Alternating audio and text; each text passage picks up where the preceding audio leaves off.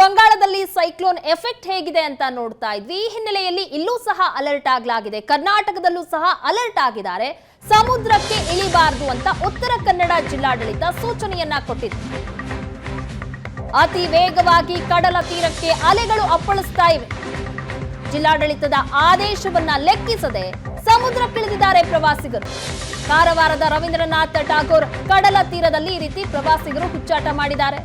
Life ಗಾರ್ಡ್ಗಳು ಎಚ್ಚರಿಸಿದ್ರು ಸಹ ಪ್ರವಾಸಿಗರು ಕೆರೆಯಿಂದ ಅತಿ ವೇಗವಾಗಿ ಕಡಲ ತೀರದಲ್ಲಿ ಅಲೆಗಳ ಅಬ್ಬರ ಇರೋದ್ರಿಂದಾಗಿ ಯಾವುದೇ ಕಾರಣಕ್ಕೂ ಸಹ ಇಳಿಬಾರದು ಕಡಲಿಗೆ ಅಂತ ಈಗಾಗಲೇ ಸೂಚನೆಯನ್ನ ಕೊಟ್ಟಿದ್ದಾರೆ. ಆದರೂ ಸಹ ಪ್ರವಾಸಿಗರು ಹುಚ್ಚಾಟ ಮೆರೆದಿದ್ದಾರೆ. ಈಗಾಗಲೇ ಅಲ್ಲಿ ಆರೆಂಜ್ ಅಲರ್ಟ್ ಘೋಷಿಸಲಾಗಿದೆ. ನೆಪ ಮಾತ್ರಕ್ಕೆ ಆರೆಂಜ್ ಅಲರ್ಟ್ ಅನ್ನ ಘೋಷಿಸಲಾಗಿದೆಯಾ ಹಾಗಿದ್ರೆ? ಯಾಕಂದ್ರೆ ಈ ರೀತಿ ಪ್ರವಾಸಿಗರು ಸುತ್ತಾಡ್ತಾ ಇದ್ರು ಕೂಡ ಅವರನ್ನ ತಡೆಯುವಂತ ಪ್ರಯತ್ನಗಳಾಗ್ತಾ ಇಲ್ಲ, ಅಥವಾ ತಡೆಯೋದಕ್ಕೆ ಮುಂದಾದ್ರೂ ಕೂಡ ಪ್ರವಾಸಿಗರು ಲೆಕ್ಕಿಸ್ತಾ ಇಲ್ಲ. ಜೊತೆಗೆ ಈ ಸೈಕ್ಲೋನ್ ಎಫೆಕ್ಟ್ ಎಲ್ಲೆಲ್ಲಿ ಏನೇನು ಅಂತ ನಾವು ಗಮನಿಸ್ತಾ ಇದ್ದೀವಿ. ಬೆಂಗಳೂರಿನಲ್ಲಿ ಮೋಡ ಕವಿದ ವಾತಾವರಣ ಇದೆ, ಮಳೆಯಾಗ್ತಾ ಇಲ್ಲ. ಬಂಗಾಳದಲ್ಲಿ ಸೈಕ್ಲೋನ್ ಆಗಿದ್ದರ ಎಫೆಕ್ಟ್ ರಾಜ್ಯದಲ್ಲಿ ಹೇಗಿದೆ ಅನ್ನೋದರ ಚಿತ್ರಣ ನೋಡ್ತಾ ಇದ್ದೀವಿ. ಸ್ಕ್ರೀನ್ನ ಬಲಭಾಗದಲ್ಲಿ ನಾವು ನೋಡ್ತಾ ಇರುವಂಥದ್ದು ರೆಮಲ್ನ ರೌದ್ರಾವತಾರ ಬಂಗಾಳದಲ್ಲಿ ಹೇಗಾಗಿದೆ ಅಂತ. ಅದರ ಎಫೆಕ್ಟ್ನಿಂದಾಗಿ ಕರಾವಳಿಯಲ್ಲಿ ಹವಾಮಾನ ವೈಪರೀತ್ಯ ಆಗಿದೆ. ಅತಿ ವೇಗವಾಗಿ ಕಡಲ ತೀರಕ್ಕೆ ಅಲೆಗಳು ಅಪ್ಪಳಿಸ್ತಾ ಇದೆ. ಉತ್ತರ ಕನ್ನಡ ಜಿಲ್ಲಾಡಳಿತ ಈಗಾಗಲೇ ಸಮುದ್ರಕ್ಕೆ ಇಳಿಬೇಡಿ ಅಂತ ಸೂಚನೆ ಕೊಟ್ಟಿದೆ. ಆ ಸೂಚನೆಯನ್ನ ಪಾಲಿಸ್ತಾ ಇಲ್ಲ ಪ್ರವಾಸಿಗರು. ಅವರನ್ನ ಪಾಲಿಸುವಂತೆ ಆ ಸೂಚನೆ ಪಾಲಿಸಿ ಎನ್ನುವಂಥ ಎಚ್ಚರಿಕೆಯನ್ನು ಕೊಡ್ತಿದ್ದಾರೆ ಅಷ್ಟೇ ಬಿಟ್ಟರೆ ಅವ್ರು ಪಾಲಿಸದೇ ಇದ್ದವರ ಮೇಲೆ ಕ್ರಮ ಕೂಡ ಅಲ್ಲಾಗ್ತಾ ಇಲ್ಲ. ಪರಿಣಾಮ ಪ್ರವಾಸಿಗರು ಸಮುದ್ರಕ್ಕೆ ಇಳಿತಾ ಇದ್ದಾರೆ. ದೃಶ್ಯಗಳನ್ನು ನೋಡ್ತಾ ಇದ್ದೀವಿ. ಅಪಾಯ ಇದೆ, ಸಮುದ್ರಕ್ಕೆ ಇಳಿಬೇಡಿ ಎನ್ನುವಂತಹ ಸೂಚನೆ ಇದ್ರೂ ಕೂಡ ಜನ ಲೆಕ್ಕಿಸ್ತಾ ಇಲ್ಲ. ಹವಾಮಾನ ವೈಪರೀತ್ಯದಿಂದಾಗಿ ರಾಜ್ಯದ ವಿವಿಧೆಡೆ ಸಾಕಷ್ಟು ಮಳೆಯಾಗ್ತಿದೆ. ಇದರ ಜೊತೆಗೆ ಕರಾವಳಿಯಲ್ಲೂ ಕೂಡ ವರ್ಣದ ದರ್ಶನ ಕಾಣಿಸಿಕೊಂಡಿರುವಂಥದ್ದು. ಇದರ ನಡುವೆ ಸಮುದ್ರದ ಅಬ್ಬರ ಕೂಡ ಸಾಕಷ್ಟು ಹೆಚ್ಚಾಗಿದೆ. ಈಗಾಗಲೇ ಹವಾಮಾನ ಇಲಾಖೆ ಒಂದು ಆರೆಂಜ್ ಅಲರ್ಟನ್ನು ಕೂಡ ಈಗ ಘೋಷಣೆ ಮಾಡಿರುವಂಥದ್ದು. ಈ ಹಿನ್ನೆಲೆಯಲ್ಲಿ ಉತ್ತರ ಕನ್ನಡ ಜಿಲ್ಲಾಡಳಿತ ಒಂದು ಕೆಂಪು ಬಾವುಟ ಕೂಡ ಈಗಾಗಲೇ ಏನು ಸಮುದ್ರದ ಬದಿಯಲ್ಲಿ ಹಾರಿಸಿದೆ. ಆದರೂ ಕೂಡ ಜನರು ಇಲ್ಲಿ ಬಂದು ಹುಚ್ಚಾಟ ನಡೆಸ್ತಾ ಇರುವಂಥದ್ದು ನಾವು ನೋಡ್ಕೋಬೋದು. ನಾವೀಗ ಕಾರವಾರದ ಟಾಗೋರ್ ಬೀಚಲ್ಲಿದ್ದೇವೆ. ಸೊ ಟಾಗೋರ್ ಬೀಚಲ್ಲಿ ಇವತ್ತು ಸಂಡೇ ಆದ್ದರಿಂದ ಸಾಕಷ್ಟು ಪ್ರಮಾಣದ ಜನ ಬಂದಿದ್ದಾರೆ.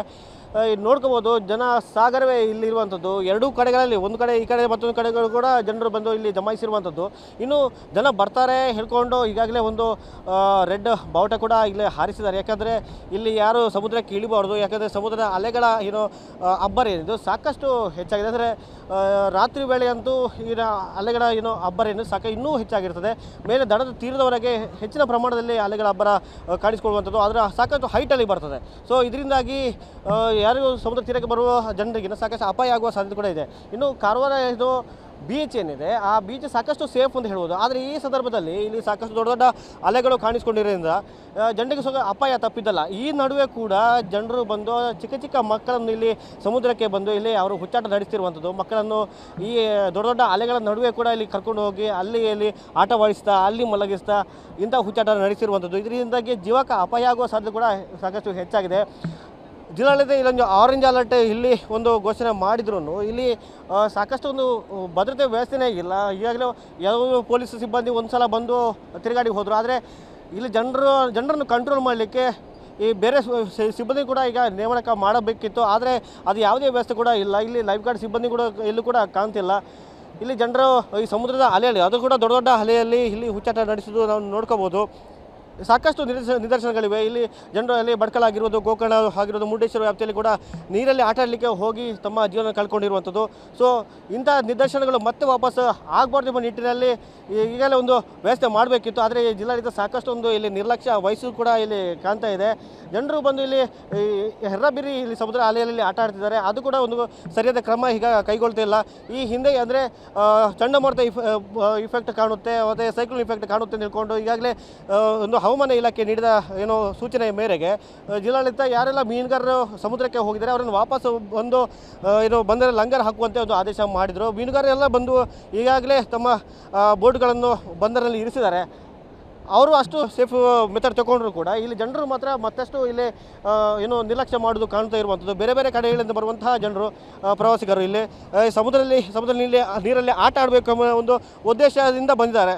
ಸೊ ಆಟ ಆಡಬೇಕು ಎಂಬ ಉದ್ದೇಶ ಏನು ಓಕೆ, ಆದರೆ ಇಲ್ಲಿ ಹುಚ್ಚಾಟ ನಡೆಸಬಾರ್ದು. ಯಾಕಂದರೆ ಇಲ್ಲಿ ಹುಚ್ಚಾಟ ನಡೆಸಿದರೆ ಅವರ ಜೀವಕ್ಕೆ ಅಪಾಯ ತಪ್ಪಿದ್ದಲ್ಲ. ಸೊ ಈ ಬಗ್ಗೆ ಜಿಲ್ಲಾಡಳಿತ ಕೂಡ ಸಾಕಷ್ಟು ಕ್ರಮ ಕೈಗೊಂಡು ಜನರ ಸೇಫ್ಟಿಗೋಸ್ಕರ ಇಲ್ಲಿ ಸೂಕ್ತ ಭದ್ರತೆ ವ್ಯವಸ್ಥೆಯನ್ನು ಕೂಡ ನಡೆಸಬೇಕು. ಯಾರೆಲ್ಲ ಚಿಕ್ಕ ಚಿಕ್ಕ ಮಕ್ಕಳನ್ನು ಕರ್ಕೊಂಡು ಹೋಗಿ ಸಮುದ್ರ ಅಲೆಯಲ್ಲಿ ಆಟ ಆಡಲಿಕ್ಕೆ ಹೋಗ್ತಾರೆ, ಸೊ ಅವರಿಗೆ ನಿರ್ಬಂಧ ಹೊರಡಿಸಬೇಕು. ಅದಲ್ಲದೆ ಇಲ್ಲಿನ ಹೆಚ್ಚಿನ ಸಿಬ್ಬಂದಿಗಳನ್ನು ಇಲ್ಲಿ ನೇಮಕ ಮಾಡಿ ಜನರ ಜೀವದ ರಕ್ಷಣೆಗೆ ಹೆಚ್ಚಿನ ವ್ಯವಸ್ಥೆ ಕೈಗೊಳ್ಳಬೇಕಾಗಿದೆ. ಕ್ಯಾಮರಾ ಪರ್ಸನ್ ಗಿರೀಶ್ ಜೊತೆ ಬರ್ತಾರೆ ಕರ್ನಾಟಕ ಏಷ್ಯಾನೆಟ್ ಸುವರ್ಣ ನ್ಯೂಸ್ ಕಾರವಾರ.